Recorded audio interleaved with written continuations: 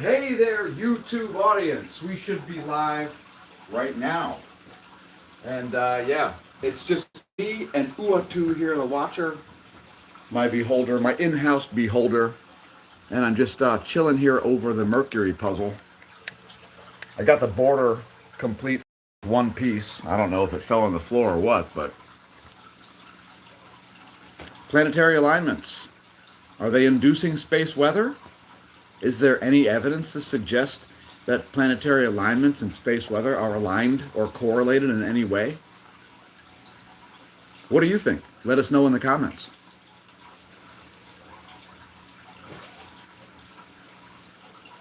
Are your crypto trades based on the location of Mercury or something? Are you concerned about planets in retrograde and things like that? Is that what you think is determining what goes on the sun and things? You can tell us. We won't judge.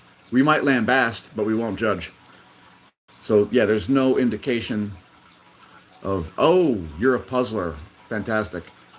So yeah, there's no indication that planetary alignments correlate with space weather in any way. Sunspots, coronal mass ejections, coronal holes, they don't seem to be related to planetary alignments. If they were, we'd have known about this for probably hundreds of years at this point. So there's that. I'm not drinking vegetable soup, by the way. I know how to make vegetable soup, but I'm not drinking any.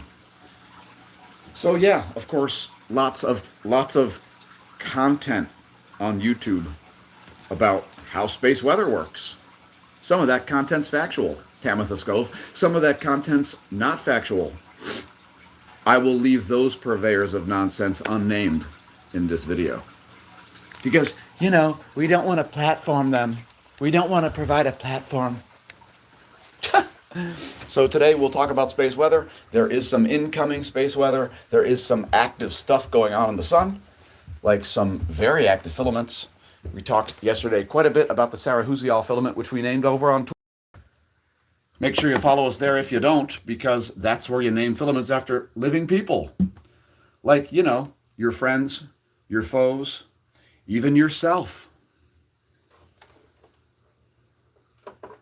So we'll talk things like sunspot number and the solar wind and the likelihood of mid-latitude aurorae and so forth. Sergio Gorian 5438 says, "Hello, sir. Have you served? I have a question." Well, that depends on what you mean by served. I've been a server. I worked in restaurants for 7 years or so, back in the high school and college days. No, I've never served in the military. My pay has never been based on tax dollars. I've never worked for a military, government, police organization, no government affiliation at all, ever. So all of my training has been private, and some of it has been exceedingly elite. So yesterday I did a 42-mile bike ride in the dead of winter. And let's just say there was gas in the tank at the end. So anyway, we'll talk space weather. We'll talk Earth weather a little bit because there's interesting stuff going on in Australia that is worthy of comment. So join me here at SNN, the Smash News Network, least busted name in news, where we talk facts and we smack hacks. We smack down hacks and talk facts. Just a good old smash, never meaning no harm. Beats all you've never saw. Been in trouble on social media since before its existence. Yes, I was on social media before social media was a word. I would have made fun of you on MySpace decades ago, back in the mid-2000s. So let's take a look at the closest star here, the most interesting one at which to gaze. Wouldn't you agree? Tell us in the comments, which star is your favorite? Or maybe tell us your second favorite star, I would imagine the sun. I mean, the sun ought to be your favorite star, right? Like if you're, are you some kind of misanthrope?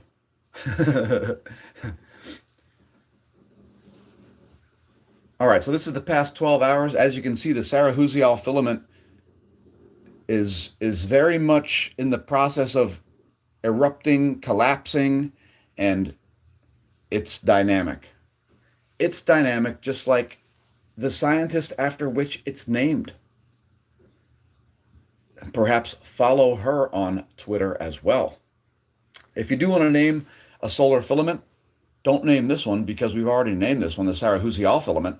But, maybe this one you might want to call this the Scott McIntosh filament, or maybe call this one the Bob Lehman filament.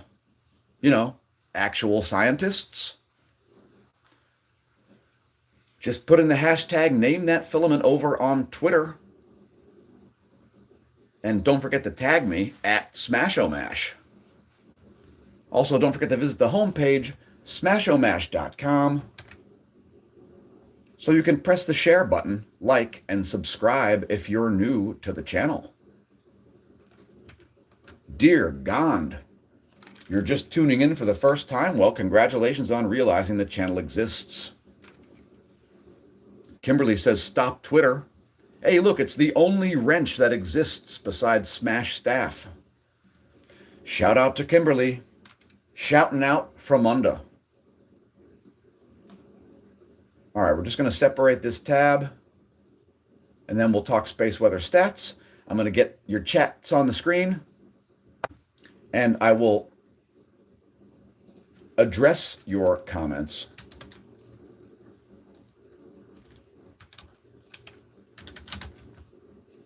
Momentarily. My ability to type and talk at the same time is okay. Not great, but okay. All right, so here's El Sol, the newest data from SDO. And of course, we've got these active regions setting over here in the west. Fantastic magnetic looping there in the 171 angstroms wavelength. But let's look at 304 to show those plasma filaments. Now, if I set this to a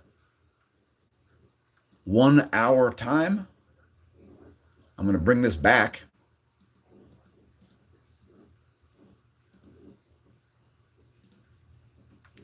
Give that a minute to load. Come on then. All right, never mind. What is up with that? Great. Come on then. All right, never mind. Let's skip that. The SDO site has been messed up for a long time. Next thing we'll talk about is cosmic ray flux. Now, cosmic rays are particles from space. We observe the cosmic rays via the secondary particle showers that they create when they smash into Earth's atmosphere. As you can see, we are currently near solar maximum. And right here on the right side there, lower pane, you can see that we are at the lowest levels of cosmic ray flux since about 2004. So we're about 22 years away from the last time we saw cosmic ray flux this low. And keep in mind, cosmic ray flux is effectively a proxy for solar activity because the amount of solar coronal plasma in the solar system is what determines how many cosmic rays are able to make it all the way down to surface level at Earth. So cosmic ray flux is a good proxy for solar activity. Each one of these peaks and troughs represent, this is a solar minimum, solar maximum, solar maximum, solar minimum, and so forth. The highest cosmic ray flux ever observed was around 2010, as you can see here. We have only gone down since then. Here's one of the producers of cosmic rays, Cygnus X3. This is the only known point source. This one was discovered by accident because we were looking for nukes. And it turns out this isn't really a nuke. These are the X-rays from the high mass X-ray binary known as Cygnus X3. It's about 32,000 light years distant. I like to follow its X-ray output because it could give us insight into future cosmic ray flux. Probably not, as again, solar activity is the proxy. So here's our University of Reading CME and coronal hole forecast. And it doesn't look like there's a lot of space weather on the way here. So this CME, we think this is going to hit sometime later today or early tomorrow. This CME right here, this one, I think that's more earthly directed than the forecast from U Reading. So we may see some mid-latitude aurora late tonight, early tomorrow. That's universal time. Next, we'll look at the solar wind here before we look at other forecasts like NOAA's forecast. This is the one-day frequency. We're looking at the data from ACE, which is located at Lagrangian point 1, about 1 million miles from Earth, outside of the heliosphere. So we currently have a slightly elevated solar wind velocity here at about 524 kilometers per second. Solar wind density here higher than it was as well, pushing 6 protons per cubic centimeter. The fields have gone into non-geomagnetic storm mode. So we have the field here. This is the top line, the red and white. White is the total field, red is the BZ. That's the vertical component of the magnetic field. Right now we've got a BT of 14 nanotesla and a BZ of positive 4, not conducive for geomagnetic storms at the moment. But like I said, I think there are some on the way. At least one CME currently on the way. Next is sunspot number. This is Royal Observatory Belgium's data. Sunspot number down to about 61 sunspots. NOAA's forecast is for some geomagnetic storming anytime. So we may see, a geomagnetic storm here. This looks like a CME impact. So the CME is already here, folks. It was a little faster moving than we anticipated on the channel, but there you go. That is the CME impact. U Reading forecasted it to miss. NOAA and we forecasted it to hit. So it's a matter of timing here. It's pretty difficult to determine the speed of a coronal mass ejection without, using complex systems to measure the speed of the outgoing plasma. I don't do that. I just take a guess based on how fast it looks. Next is our 10.7 centimeter radial flux data. This is 132 solar flux units. 132 is the 10.7, the F107, the 10.7 centimeter radial flux, another proxy for solar activity. As you can see, the red line and the black line here, red line being sunspot number, black line being the 10.7 centimeter radial flux, they are very proportional. Most of the peaks align in some way. That should be elementary for all of you space weather veterans. Let me shrink the coronagraph down here. There we go. That's the size you'll want. And the big CME right there at the beginning, that is a far side event. Oh, it looks like there's an Earth side event here. All right, so perfect. That's what you want to see. It looks like some eruptions that we talked about yesterday have indeed occurred. Now let me pop the chat out here, and I'll address your chats while I show this. We'll go to stereo A next. But first, here are your chats. Thanks to everybody who left a comment. If you're new to the channel, once again, congratulations on realizing the channel exists. If you're viewing live or in syndication, make sure you leave a comment. We do see all comments, even if they're not necessarily all responded to. All right, what do we have?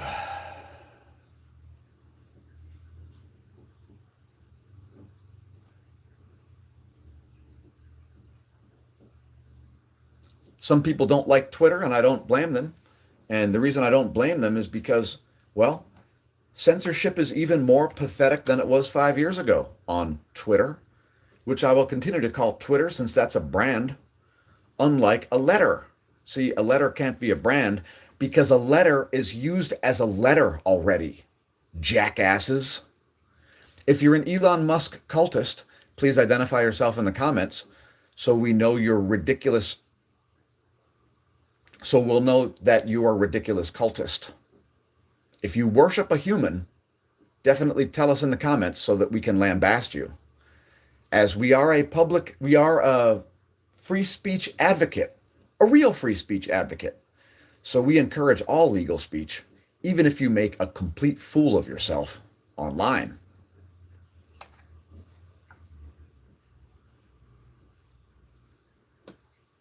Oh, Barb. Barb wonders how she lost her wrench. Gee, Barb, I don't think I'm going to tell you, Barb.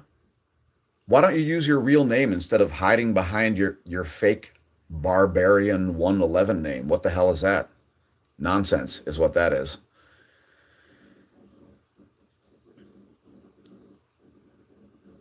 Yeah, the sun looks drippy. I guess. Richard Jones says, we can't land on the moon anymore because we lost how we did it. Kind of. In some ways, yeah, it's kind of weird. Richard Jones says 32,000 light years your ass. That's a big ass, dude. If your ass is 32,000 light years wide, I think you should probably diet. Maybe have some blood sugar tests. You probably have diabetes there. Richard Jones dash S2B.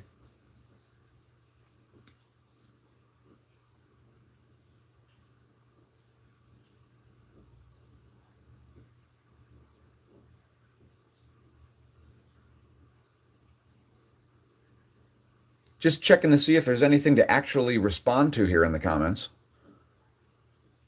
If there is Stephen Pryor says, if there is intelligent life out there, they don't want us out there. Yeah, for real.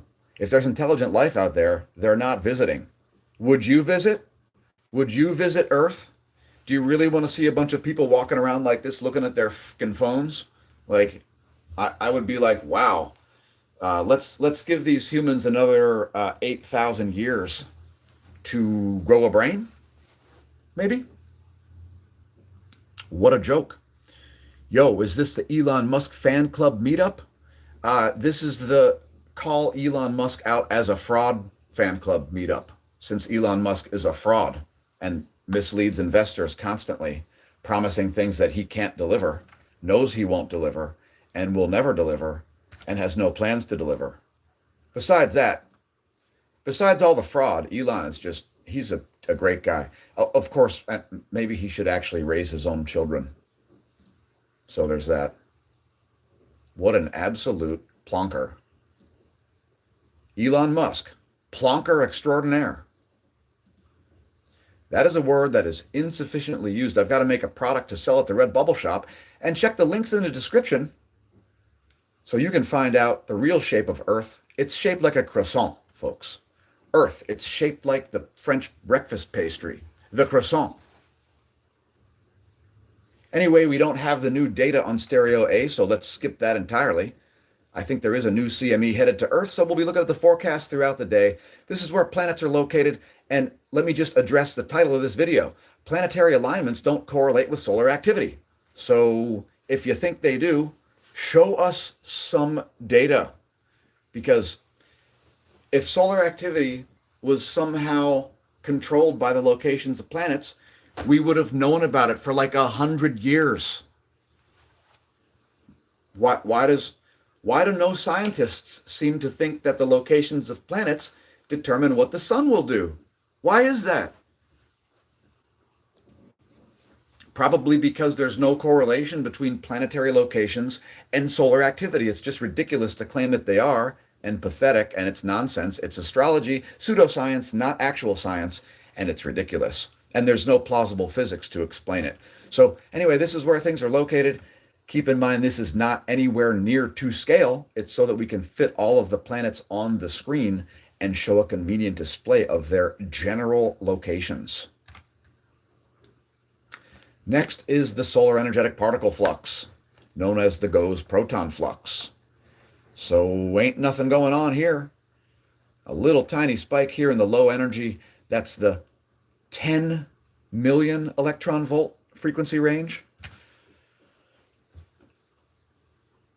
I should just say voltage. The 10 million volts range. All right, so here is our X-ray flux and only some C-class intensifications. Yesterday we said we may have some chance for some flaring, and we did indeed see some flares. This one is a long duration. This one may have indeed caused an Earth-directed CME. So, but without the stereo A data, it's hard to say. I suspect there probably is one, but we'll look at filaments. That will tell us. First, we're going to look at the heliosphere and its magnetism. So this is just today's data. This is from ground-based systems. Earth remains right in the middle of this very large South Pole-oriented magnetic sector. So these magnetic field lines are pointed toward the sun. Here's stereo B. Here's stereo A, the view which we showed you earlier in the video.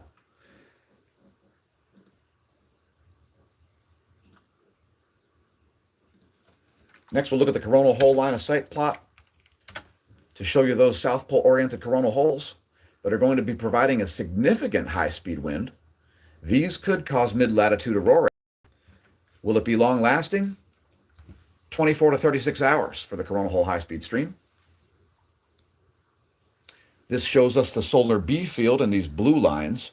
Think of the solar B field like a net solar field. The polar fields are represented here. South Pole, North Pole here rising over the southeastern limb and hanging out where it will fixate at solar minimum at the south heliographic pole. Next, we're going to look at Cerro Tololo's magnetograms.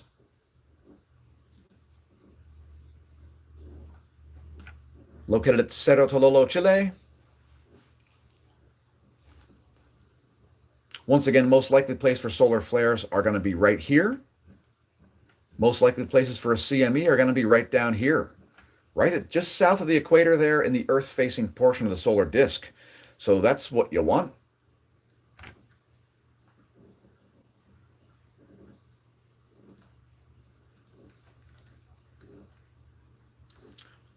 We'll show yesterday plus today here in red light as well. Here is 677 nanometers. Again, that's red light.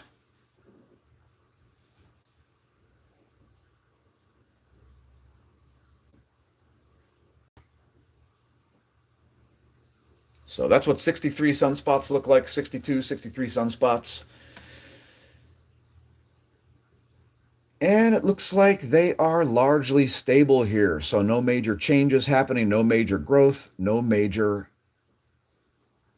degradation of sunspot groups. Now we're going to show filaments.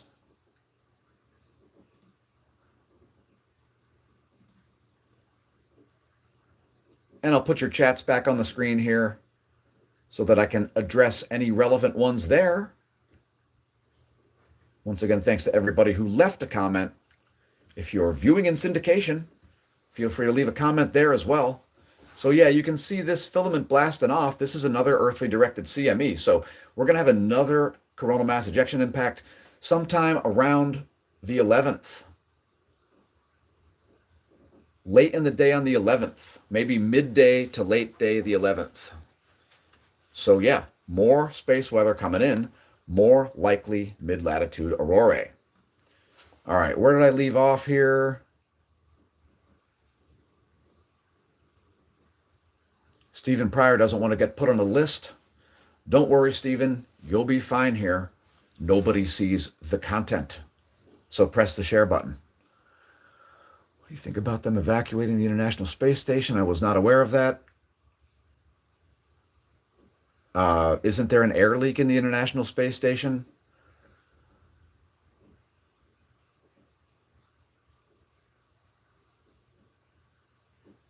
Kimberly's amazed we can get out of orbit with all the decorations we have installed in the atmosphere. Well, there's a lot of space out there. If you think the planet's big, think about how big the ionosphere is. It's 100 kilometers above the planet. Like, that's a way bigger sphere than the Earth. There's a lot of empty space there, mostly empty space.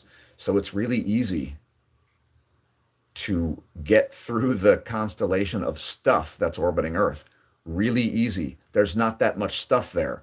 People think there's a lot of stuff there because they look at a tiny image with a bunch of big icons on it and they think that there's a, that there's not ample empty space in space. If there is intelligent life, oh, okay. Here's where we are. Let's see. Earth has more to offer than humans. Yeah, that's true.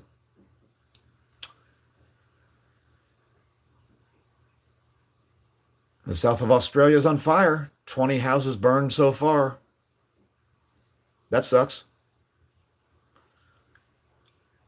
Good night to Kimberly. Sweet dreams, madam. Oh, that's true. I do know your real name. I just won't divulge it. You're right. You're right. I don't mind your anonymity on the internet because the internet is full of shite. Full of shite, grifters, fraud, and scams. 6 Saint 9 says polar shift is happening. No, it's not. No, it's not. Show me data about the polar shift. Here's the problem with your pole shift nonsense. And lots of people talking about the pole shift. The problem with the current polar excursion, if you're worried about it turning into a magnetic reversal or something that's possibly completely innocuous anyway, if there's a polar excursion, like the current pole shift that's happening, it's not a blip on the geologic radar. Let me repeat that. The current pole shift isn't even a pole shift to geologists. It is not relevant from a geologic perspective. The poles could suddenly migrate right back to the geographic poles at any time. There's nothing spooky about the pole shift. The pole shift is a bunch of alarmist nonsense. And if you think the end days are near, let me dissuade you of this notion. Our finest days lie ahead. And grifters who say the end is here, they just lie. Our finest days lie ahead, and grifters just lie. Very simple. Tell your friends and foes. The pole shift. The pole shift ain't pole shit. So anyway, look, this filament has partially ejected, so I did a fine job naming it since this is going to turn into a mid-latitude aurora-inducing solar storm. We could see as high as a KP8 from this, as most of this filament has already blasted off. So shout out to Sarah Huzial. How's that for naming filaments? I named one after a brand new solar scientist. So Sarah Huzial just became a space weather scientist, having been a space weather forecaster for the last 5 years. So how you like them apples? And more of this filament could blast off throughout the day, but part of it is already hurtling toward Earth. Expect some mid-latitude aurorae, and it could be a spectacular show. It all depends on the magnetic field strength and orientation. That's even more important, perhaps, than the density and the speed, because space plasma sort of has its own magnetic field, its own electric current, and we sort of don't know what that's going to be like unless it passes through, another spaceship passes through it. So sometimes when there's a CME headed to Earth, there's a spacecraft there, like the Parker Solar Probe or like ESA's Solar Orbiter. And when that's the case, we can measure the field and, the density and the velocity of it.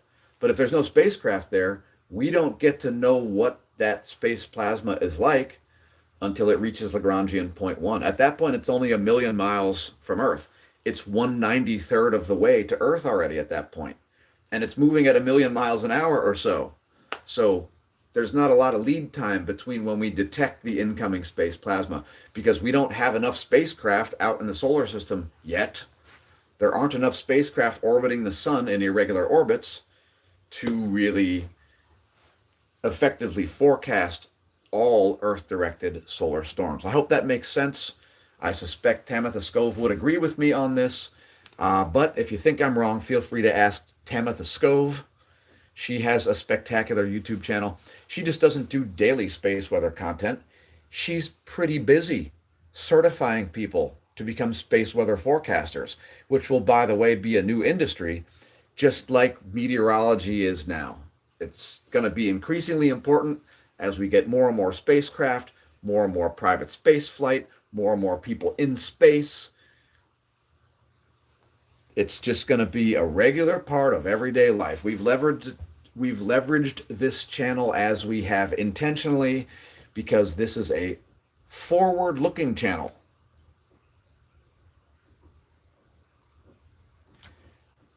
Next is Twitter. Yeah, Twitter. It's such a love fest over there. I mean, Twitter, it's so beautiful the way people argue about stuff they don't understand. I mean, it's just like, it's so adorable. It's like Facebook Junior, you know? Because those of us who aren't idiotic enough to pay for a blue check mark on Twitter, we uh we can only type 140 characters at a time or something I don't know. It's our posts are limited over there because the censorship is truly pathetic. Like it's about as bad as Facebook. It is an echo chamber of nonsense over there on Twitter. What a giant turd. But anyway, if you want to follow us there, it is at Smashomash all over the internet. Click smashomash.com in the description to see all of our social media, the Discord channel, the Redbubble shop for merch, like Croissant Earth gear and so forth. Next, looking at the electron flux, and yesterday's forecast was right. We stayed out of electron storm mode. So this is pretty cool. Although we're going to have this go back into electron storm mode very soon, most likely because Earth's getting bombarded by space plasma with more on the way. So putting moron in the moron, here's me once again, and let me cover some more of your comments as I see, very few comments have come in. Okay, perfect. That makes my job easier. So yeah, we are currently seeing better GPS performance. However, don't expect that to last because again, there is incoming space weather. Keep in mind that electron flux, that's measured up about here at the F layer of the ionosphere. So at nighttime, it's like 300 kilometers. In the daytime, it puffs up and down. It expands because of incoming solar radiation.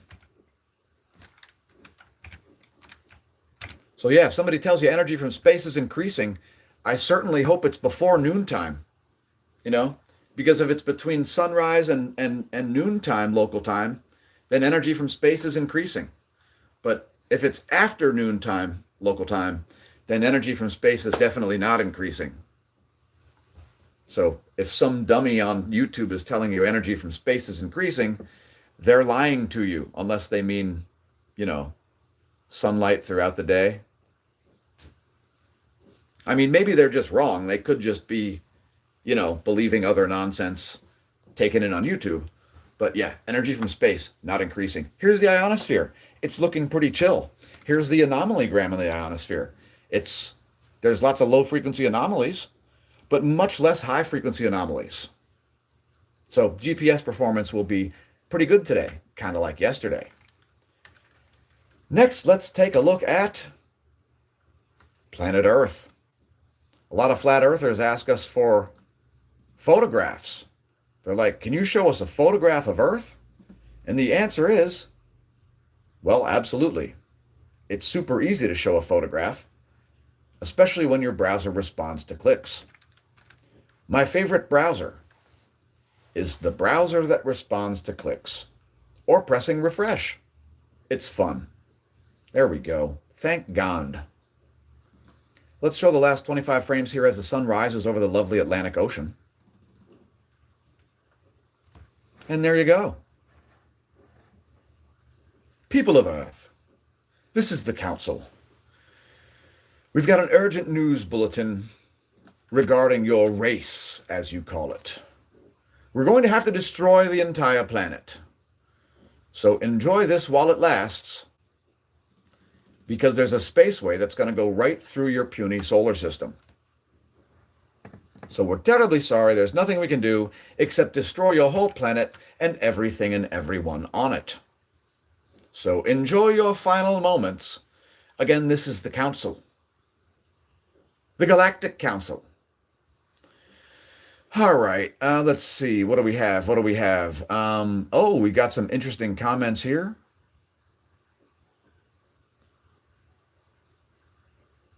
What do you think of the three body problem? Gravity is complicated, and when there are three bodies, it's difficult to calculate it. It has to do with the gravitational constant. And yeah, that's a real physics issue. Thanks for the comment, Six Saint Nine. I can't solve the three body problem, and I don't try to. Six Saint Nine then says, how do chemtrails play into this? They are trying to hide most of these solar flares. So chemtrails don't play into this or anything else. No imaginary phenomenon plays into anything. So since chemtrails are a fake imaginary thing, because people look at contrails and they don't understand how planes or weather works. They don't understand things like dew point and relative humidity and atmospheric pressure and temperature. They don't understand how weather works, but they want to debate on weather. You know, they're saying, oh, look, it's a persistent contrail. Therefore, it tells us about the exhaust of the plane. No, it doesn't. It tells you about the atmospheric conditions. So, yeah, chemtrails aren't a thing. So they definitely don't play into anything except people's delusions about the way weather and planes work. Thanks for asking.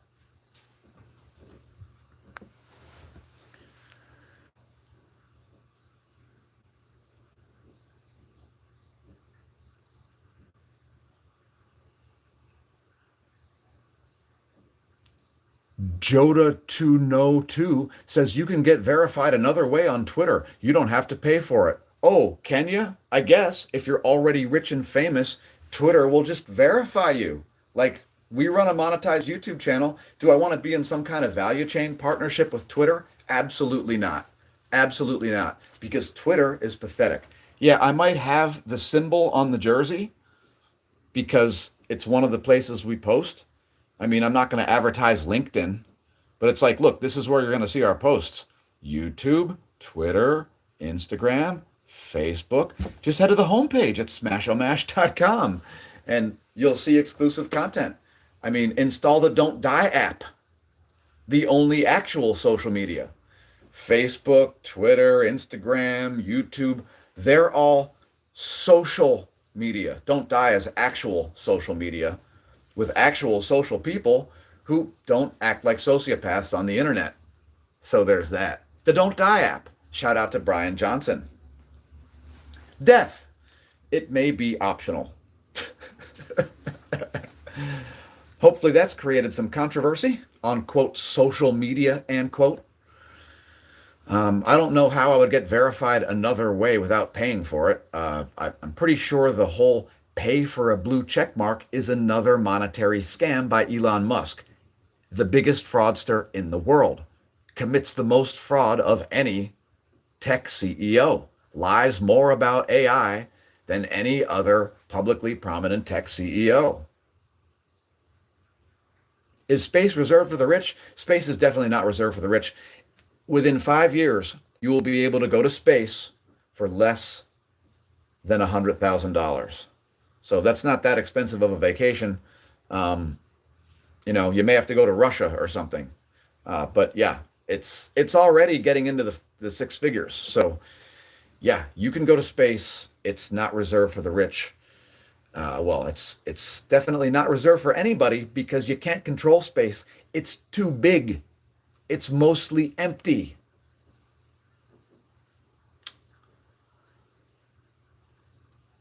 Joda2No2, if you're an LLC or business or buy ad revenue spots, yeah, I wouldn't buy ads on Twitter because Twitter is fraud. So why would I pay? We can pay Google to boost our videos on YouTube, which are actually monetized. Why in the hell would we give Twitter a red cent? Like, I want to give Twitter one thing, a kick to the gonads. That's it. A nice, swift kick to the gonads. That's what I'd like to give Twitter. Or maybe a meteorite strike. What about a 50-pound iron meteor to their headquarters? I think that would be nice. That would be a great gift from above for Twitter and Google and Meta and Apple and Tesla and all the other fraudsters. ChatGPT would be another great meteorite bridge. A bridge between a meteor and a meteorite. These companies are just dying for it. By the way, like I said earlier, Earth is croissant shaped, so you should probably stop believing NASA's lies and realize that Earth is shaped like a breakfast pastry from France, not an oblate spheroid or a snow globe, you idiots. Did I sound like Dr. House there for a minute? That was the goal. Chemtrails, they're not a thing, idiots. By the way, chemtrails are a cult. So here are the features of a cult, folks. Living leader believes nonsense is harmful. Very simple. We have more cults on Earth than we've ever had before and more cultists than ever before. The chemtrail cult is the cult of Dane Wigington. Dane Wigington. He's very confident in spouting nonsense and fueling these ridiculous ideas. The reason that a contrail is persistent is because up there in the atmosphere, it's at dew point. If you don't know what dew point is, and you think chemtrails are a thing, you don't know how meteorology works. You see, dew point is where relative humidity reaches 100% and you have precipitation. That's when water can't remain vapor anymore. And that's what we're looking at here. You see, that's a segue. Water vapor map. See, humans don't make clouds, except maybe you could make the argument that nuclear cooling towers create clouds. But besides that, the clouds are there by themselves.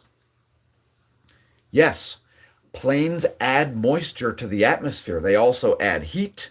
They add some soot because of mainly jet combustion exhaust components. You know, because they're burning a kerosene-like fuel known as jet fuel.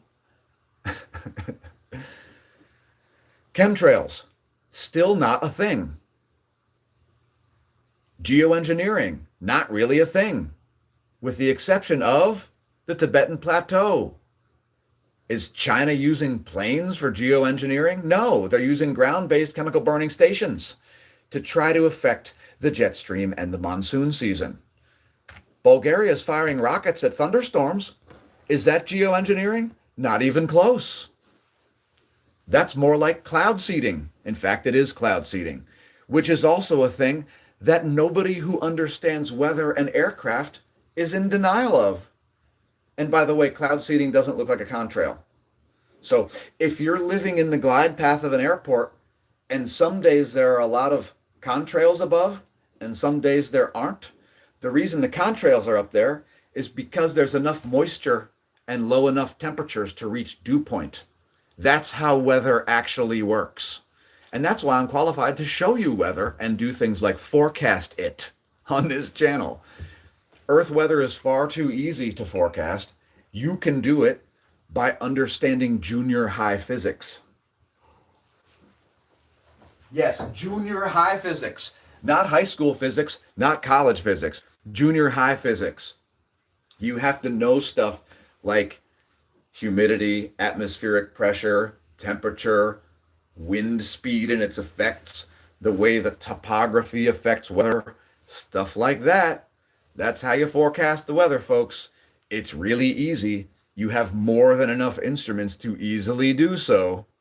If you can't forecast your own weather and you think chemtrails are a thing, you are a dumbass, officially a dumbass. You have access to nearly all of the information mankind has ever known throughout its history. There is no excuse for you not being able to forecast your own weather. This is radar.weather.gov, by the way, a fantastic instrument. If you're mad about it because it has a .gov domain, then you've got problems. I mean, the problem with the government is that it's now shutting down science websites and preventing us from seeing the fucking data. That pisses me off. What about you? Let us know in the comments. You know, the SDO site, it's been down for like, what, 8 months or something? What a joke. Hey, government, do your goddamn job. Do your goddamn job, government. What the fuck is that? All right, what do we have? Dallas S-T is crying in the comments, I see.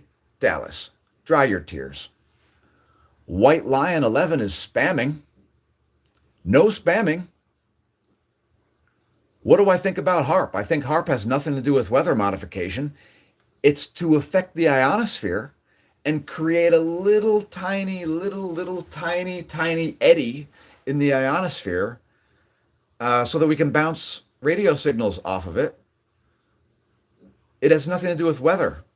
So let me comment on HARP. Here's why HARP has nothing to do with weather, folks. Can't believe I have to explain this, but here's why. So we'll go back to this ionosphere diagram. You see this? This is the D region, okay?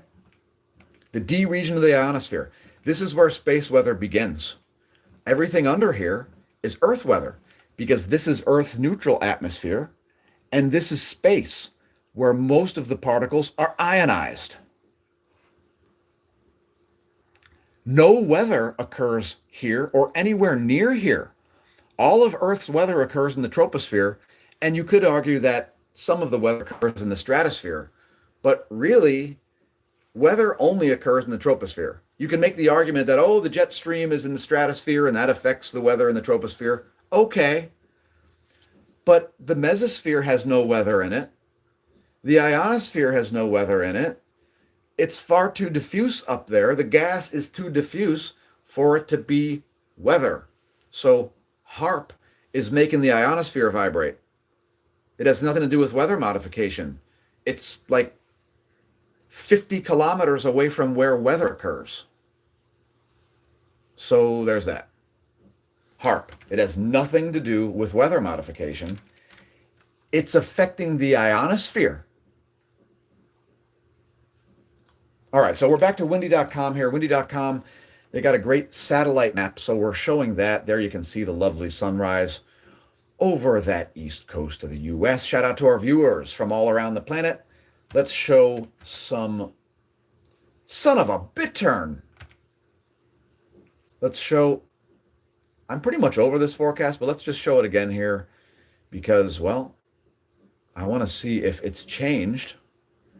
Total accumulated precip for Australia, because they're concerned about getting caplastered here. If this thing suddenly changes, and I'm not adept at forecasting Australia's weather particularly, but there you go.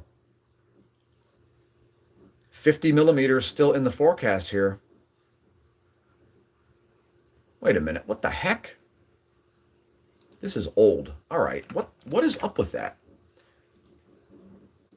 I must have clicked on an old model. I apologize. I'm like, that looks the same as it did yesterday. So we're not going to look at the actual weather itself. We're just going to look at the total accumulated precip, because this is not expected to be like a hurricane-like wind event at all. And I'm sure it won't be. But, oh, see, it got way worse. It took a turn to the south, a big turn to the south. So look at this. This area here is going to get 50 millimeters now, and that's a big area. Australia is a big continent. It's also the world's largest island. Shout out to Kimberly. Look at that. It's changed. So there's going to be a lot more flooding inland. Look at that. Boom. GFS 72-hour model for the land from under. Now let's look at a forecast for the U.S. here. We're just going to show the basic. This is pressure and precipitation.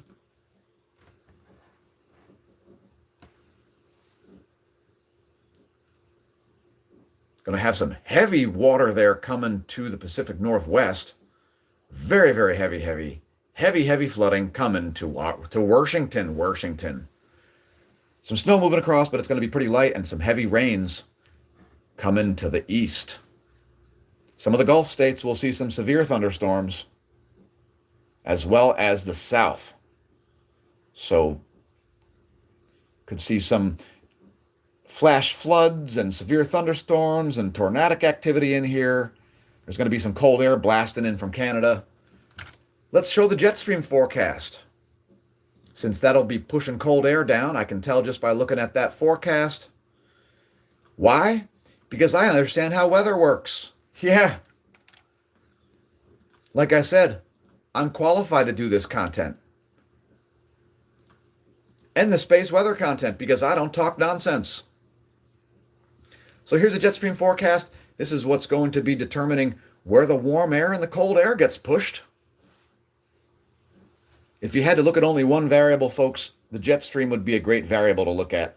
At least it's going to tell you if it's going to get warmer or colder, which gives you great insight into when the atmosphere is going to reach dew point.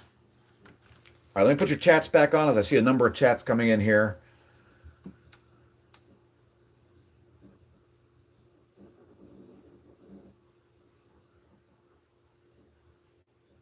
White Lion living in Oklahoma for 45 years. You've seen it all. Yeah, Oklahoma is a desolate place. So I'd like to go. I'll bet there's some great gravel rides in Oklahoma. 6 Saint 9, you've misspelled contrails. There's no space between con and trails. It's CON, no space, TRAILS.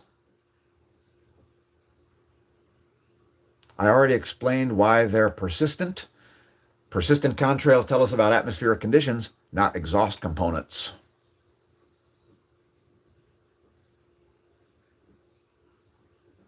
Contrails follow a plane 50 plane lengths behind. Whatever this is persisting will spread out as it drifts. That's not true. I'm Boxster. Contrails, the length of the contrails are based on the atmosphere conditions, as I've stated. Ludwig Holwein, 1776, says, our skies are routinely crisscrossed with huge trails that turn clear blue skies into a hazy mess. Nothing like the tiny contrails we see among flight paths. Why wasn't it like this years ago? Here's why it wasn't like this years ago. Because, wait for it, more flights, more planes. That's why you see more contrails. And when you have days that are right around the dew point, folks, you see persistent contrails. It's as simple as that. It's no more complex. It's not nefarious in any way. If you're frightened and angry at clouds, seek counseling and learn something about science. I'm not going to keep arguing about this in the comments. Good luck. Go talk to Dane Wigington about it. And I'll just keep asking the relevant questions. Maybe you'll learn the answers to them. Why is a contrail persistent? I've already explained it. I'm not going to say it again. All right. So anyway, that's how weather works, folks. It's quite simple if you understand junior high level physics. If you don't understand junior high level physics, like you can take MIT physics, all right? If you have a high school degree, you're qualified to take, if you have a diploma, you can take MIT physics. Will you be able to handle it? Probably not. You probably need things like analytical geometry and trig to be able to understand the math involved. But those are easy courses to take as well. So why not learn how stuff really works, understand the underlying science, and benefit people? Do actual weather forecasts for your area. I'll tell you how to do them. It's the same things that apply to the northern hemisphere apply to the southern hemisphere. It's just that anticyclones go counterclockwise down there, and cyclones, they go clockwise. But ultimately, it's the same physics. Anyway, these are the Earth's jet streams. Today we're going to start on the western side of the planet because that's where it is. So there are the jet streams. You can see this cold air blasting down from Canada, and it'll be making its way across the U.S., and that'll be making for some heavy weather coming in a couple of days. As we showed in the forecast, here are the surface winds. The last we showed you were the 250 hectopascal winds. So heavy winds in both the North Atlantic and North Pacific. Here are the surface winds of the east. Shout out to our viewers from this side of the planet. Congratulations on realizing the channel exists. We're frankly surprised with the pathetic, disgusting, putrid, and ineffective state of censorship on Earth. It's ridiculous. And it's only gotten worse since 2020, not better. Here are the jet streams, and this very far south jet stream is part of what is allowing this system to stagnate in the Coral Sea. We do have a little baby jet stream here that's also helping to constrain it.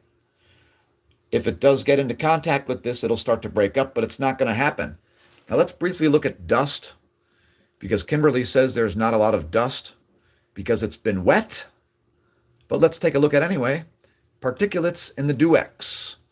So yep, only a little bit of dust. Dust will not be affecting this tropical system. Here are the jet streams of the Central World. Shout out to our African, European, Middle Eastern viewers. If you're all three, leave a comment. If you're none of the above, leave a comment.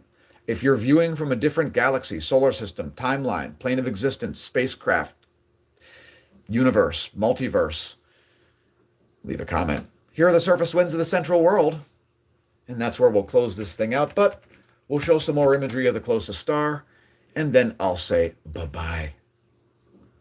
Bye-bye, all you delightful viewers. This is where the live stream ends. And we got it in just under an hour, so how cool is that? Barb, saying the words quantum wave state is meaningless. Quantum wave state, that doesn't mean anything. You've just said some buzzwords that you clearly don't understand. Dunning-Kruger, when you are too stupid to know you are stupid. Exactly. East of Australia, we're experiencing heat waves. Yeah. Anyway, I'm out. Best of luck with everything. Hopefully you're not consuming too much nonsense on YouTube. I've made some clips today for you to easily share as shorts, so make sure you check those out. If you don't see our shorts, there's lots of content on the YouTube channel that only exists in shorts. Like most of the cycling content is content that's a minute or less. And some humans can even handle a video that's 10, 20, 40, 57 seconds long. I mean, I doubt a whole minute, but some humans have an attention span long enough to watch a 1-minute video. YouTube.com/smash-a-mash/shorts to see some stuff that you ain't gonna see nowhere else. Anyway, hopefully your grammar is better than the grammar that I've just used. Hopefully you're not illiterate. And if you are, please become literate before trying to become science literate. Because if you're illiterate, I can't debate you on anything. And if you're science illiterate, I can't debate you on science. So anyway, it's time for this thing to end. See you next time here at the Smash News Network, least busted name of news. I've been your host, Dan, a.k.a. Smash-O-Mash, signing off. And until next time, may that solar wind be at your back.